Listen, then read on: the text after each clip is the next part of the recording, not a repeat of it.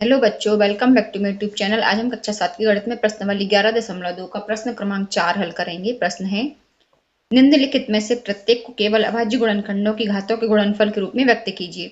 सबसे पहले तो आप बताइए बच्चों, अभाज्य गुणनखंड क्या कहलाते हैं?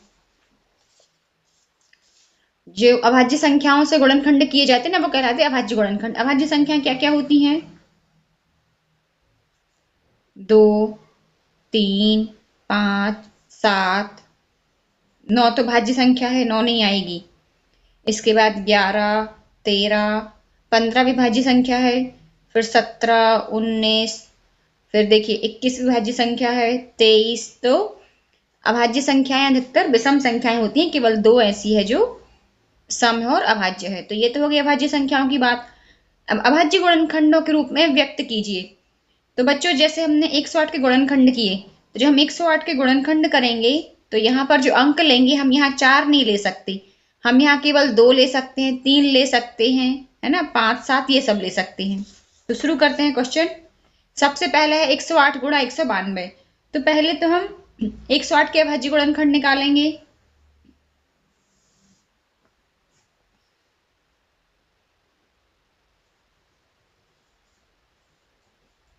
तो ये हो जाएंगे बच्चों, पहले 2 से भाग करेंगे तो ये जाएगा 54 बार। 2 पंचे 10, 2 2 चौको 8। पुनः 2 से करेंगे, 2 दूनी 4, 2 सत्ते 14।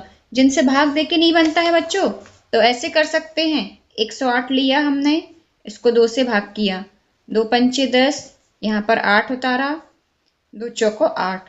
तो आप हर एक स्टेप में इस तरह से भाग देके भी कर सकते हैं। धीरे धीरे बनने लगेंगे ये। फिर अब 27 तो 3 से ही जाएगा, 3 नाम 27, 3 तिया 9, और ये हो गया 3 एकम 3। अब हम करेंगे 192 के अभाज्य गुणनखंड। तो ये 2 से भाग करेंगे, ये हो जाएगा 2 नाम 18, 2 छंग 12। इसको देख लीजिए आप लोग, 192 का 2 नाम 18, यहाँ से इस फल बचा 1, 2 उतारा, 2 छंग 12।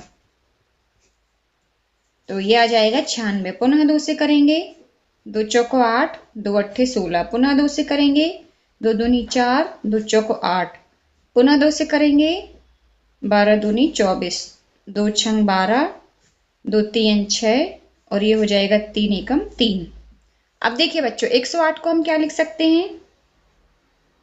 2 आया है 2 बार, तो 2 के ऊपर तो हो जाएगी 2 की घात, गुणा 3 आया है 3 बार, तो 3 के ऊपर हो जाएगी 3 की घात। इसी तरह से 192, इसको हम लिख सकते हैं 1, 2, 3, 4, 5, 6। 6 बार 2 आया है, 2 के ऊपर 6 की घात, गुणा 3 एक ही बार आया है। ये फिर से देख लीजिए बच्चों, 192 में देखिए, जब अभाज्य गुणनखंड की 2 आया है 6 बार, तो 2 के ऊपर हो जाएगी 6 की घात, गुणा 3 अकेला रहेगा।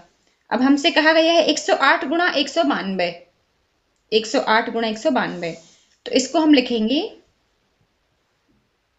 108 गुणा 192 बराबर, ये 108 के लिख दिया हमने, 2 के ऊपर 2 की घात, गुणा 3 के ऊपर 3 की घात, गुणा 2 के ऊपर 6 की घात, गुणा 3।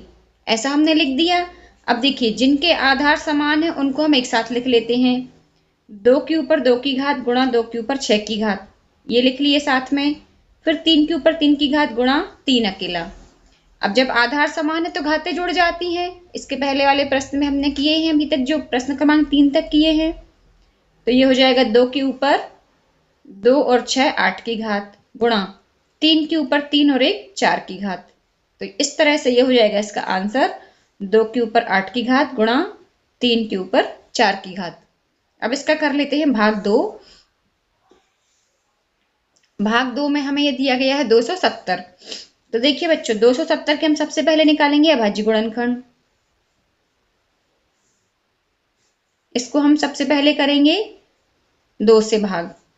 तो ये 2 एकम 2, 2 तीन 6, 2 पंचे 10। अब 135 आ गया। आप केवल 3 से विभाज्यता का नियम याद रखिए। जब अंकों का योग 3 से विभाज्य हो तो वो संख्या 3 से विभाज्य हो जाती है। तो अंकों का योग है यहाँ 3 और 1 4 और 5 9, तो ये 3 से विभाज्य हो जाएगा। 3 चौको 12, शेषफल बचा 1, 3 पाँचे 15। 3 से करेंगे अभी, 3 एकम 3, 3 पाँचे 15। फिर यहाँ अभी भी 3 से जा रहा है, 3 पाँचे 15 और ये 5 एकम 5। तो हम 270 को लिख सकते हैं 2 गुणा 3 के ऊपर 3 की घात गुणा 5। यहाँ पर अच्छे से लिख लेते हैं 270 बराबर 2 गुणा 3 के ऊपर 3 की घात गुणा 5। ये देखिए 3 आया है 3 बार, 5 आया है 1 बार और 2 आया है 1 बार। तो इस तरह से ये हो जाएगा इसका आंसर। बच्चों ये क्वेश्चन तो बहुत ही इजी है, बस आप लोगों को पहाड़े बनने चाहिए। और जब आपसे डायरेक्ट भाग करते नहीं बने तो आप उसको रफ में भाग दे करके देख लीजिए और फिर यहाँ पर भागफल लिख दीजिए। अब इसका हम करते हैं भाग 3। 3 में बच्चों ये दिया है 729 गुणा 64।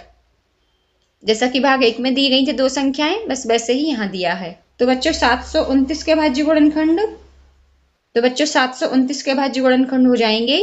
पहले देख लेते हैं 3 से भाज्य हो रहा है क्या। 7 2 9, 9 और 9 18। तो ये 3 के पहाड़े में आता है 18। 3 से भाग करेंगे इसको। ये देखिए 729 भागित 3, 3 दूनी 6, शेषफल बचा 1 2 उतारा, 3 चौको 12। अब यहाँ पर 9 उतारा, 3 तिया 9। तो यह हो जाएगा हमारा 243। अब इसको हम पुनः 3 से करेंगे। 3 अट्ठे 24, 3 एकम 3। 3 से अभी चला जा रहा है, जब तक देते जाएंगे। 3 दूनी 6, 3 साते 21, 3 नाम 27, 3 तिया 9 और ये 3 एकम 3। अब हम निकालेंगे 64 के अभाज्य गुणनखंड। तो इसको हम पहले 2 से ही भाग करेंगे, सम संख्या है। 2 3 6, 2 दूनी 4, 16 दूनी 32, 8 दूनी 16, 2 चौको 8 और ये 2 दूनी 4, 2 एकम 2। तो इस तरह से बच्चों जो 729 है इसको हम लिख सकते हैं 1 2 3 4 5 6, 3 के ऊपर 6 की घात। और जो 64 है इसको हम लिख सकते हैं 1 2 3 4 5 6, 2 के ऊपर 6 की घात। तो अब 729 गुणा 64 ये हो जाएगा 3 के ऊपर 6 की घात गुणा 2 के ऊपर 6 की घात। और यही बच्चों हो जाएगा हमारा आंसर। अब हम करते हैं इसका भाग 4। ये हमें दिया है 768। तो 768 के हम अभाज्य गुणनखंड निकालेंगे।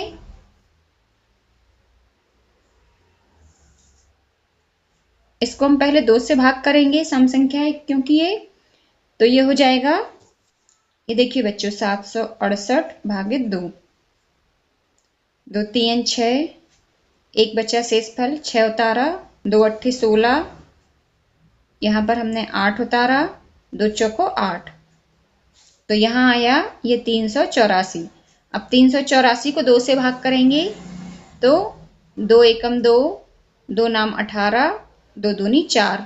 जिनसे भाग करते नहीं बन रहा है मुंह ऐसे ही बिना लिखे तो वो लिख के रफ में देख लीजिए और फिर यहाँ भागफल लिखते जाइए। ये देखिए ये जो यहाँ की संख्या होती है ना, ये भागफल ये यहाँ पर आता है नीचे।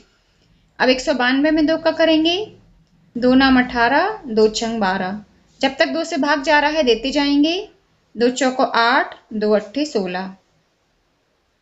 पुनः 2 से करेंगे। 2 दूनी 4, 2 चौको 8।